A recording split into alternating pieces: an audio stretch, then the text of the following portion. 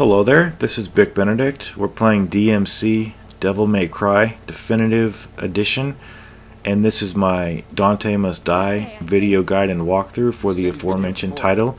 We are on mission 5. It is entitled Virility, and the first section here, you're just running through the chemical facility downstairs, following Kat or having her follow you depending on if you know the direction. It's pretty simple. There are no collectibles over here. I don't even think you can jump. You might be able to jump, but you can't use your weapon. There's nothing to use the weapon on. And I debated about including this in the guide, but I thought to myself, hell, it's part of the game, so I'll put it in there. And it is static gameplay, so we'll just go ahead and go forth with that. So I'm currently on the succubus boss battle, which will be in the next video. But it's a difficult fight, and I was shocked that when I ended my session, the recording said 50 minutes. But over here, there's a secret mission where you're in this exact venue, and you're going from the top of this area to the bottom, and you have to pass all the flags and get to the bottom goal in a certain amount of time. I think it's like 2 minutes or something, and it's really challenging. And I was kind of dreading having to do that one over again. But it wasn't too bad, and there's nothing wrong with it. It's just on a very strict timer.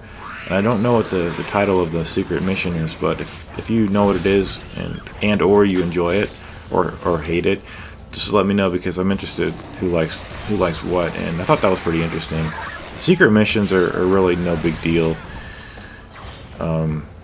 But like I said, I spent 50 minutes on the succubus boss fight, and I made some progress. I'm learning his tells.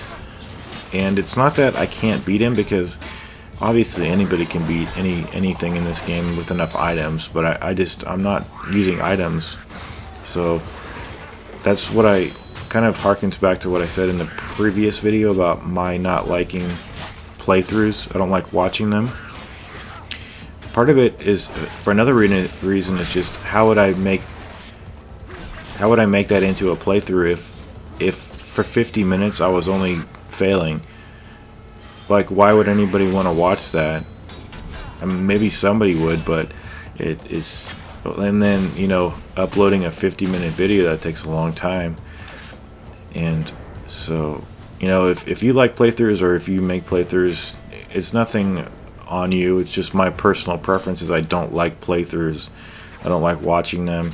I certainly don't like ever attempting to make one. And I don't think my Ninja Gaiden 2 live run, I wouldn't count that as a playthrough, because there were no deaths in that, and I was teaching while I was playing.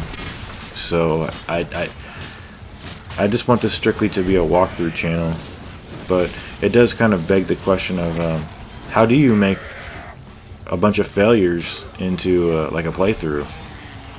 Because I spent 50 minutes on the succubus, and I couldn't even get, I think I got to wave 3, the last wave, like one time, but that was it. And I was just shocked that it was that length of time had passed.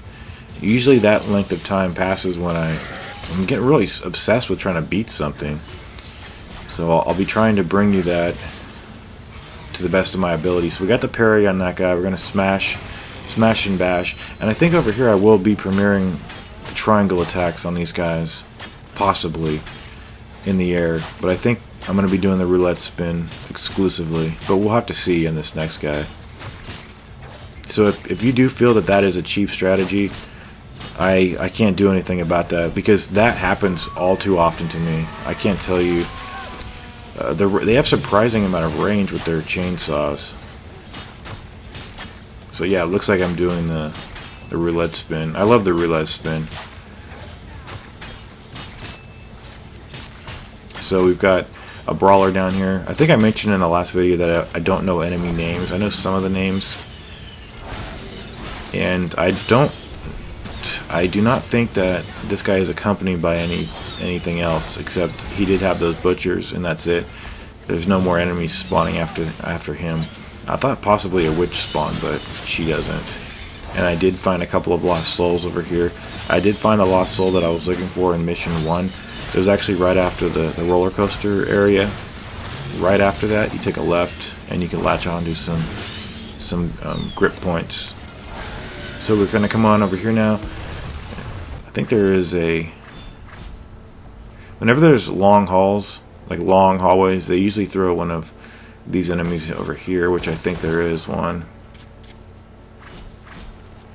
Yeah, they usually throw one of those things at you. So we're going to come up here.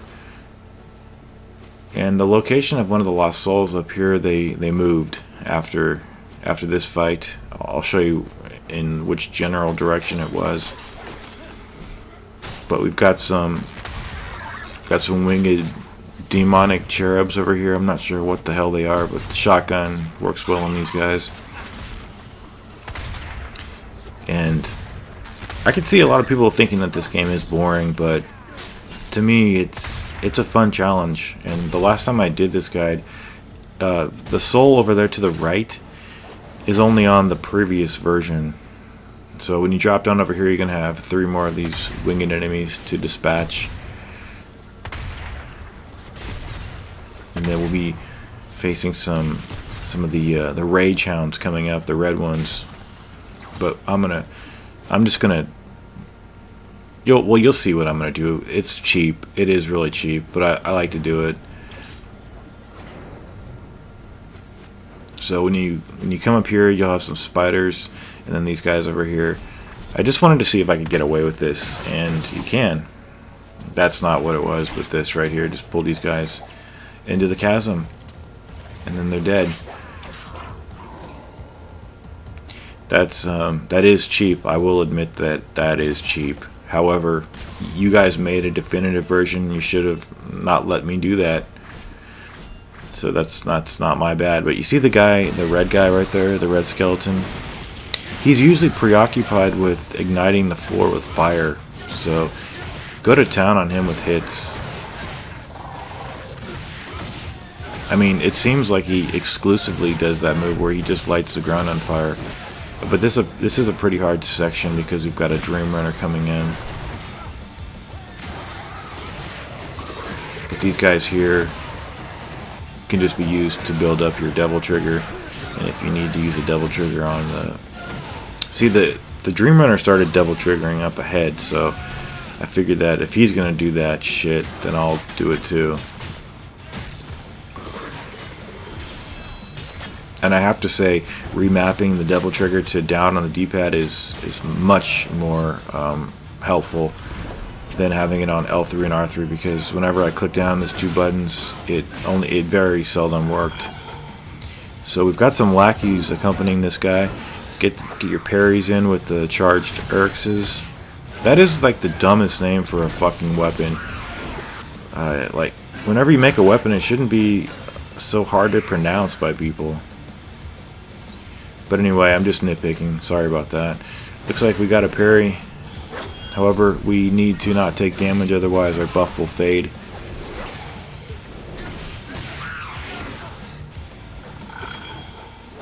So timing is everything with these Dream Runners. And a lot of the times, you're going to be trying to charge, and he's going to hit you right out of your charge. So you've got to be cautious of that. Use the Devil Trigger at your own discretion.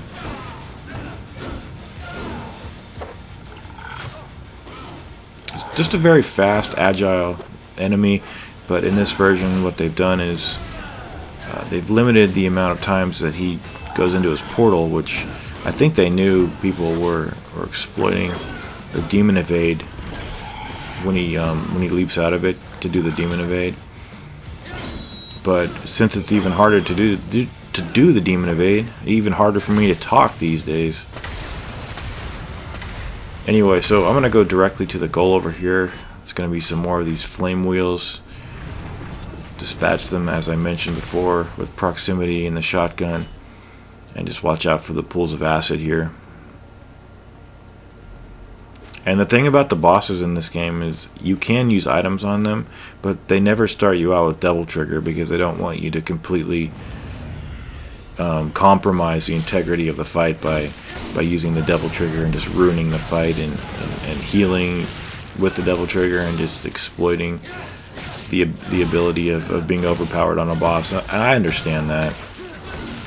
But it would be nice if you could bring it into the fight, having saved it up before. But even so, that would be exploitative too, so I understand it.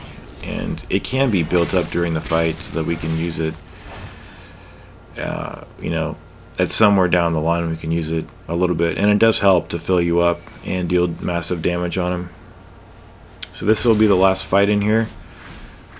And we've got a couple of butchers. This is where the trial, it's in this sort of venue that secret mission number 8 is, where you can grind for money, and I'll be showing you that later on in the guide.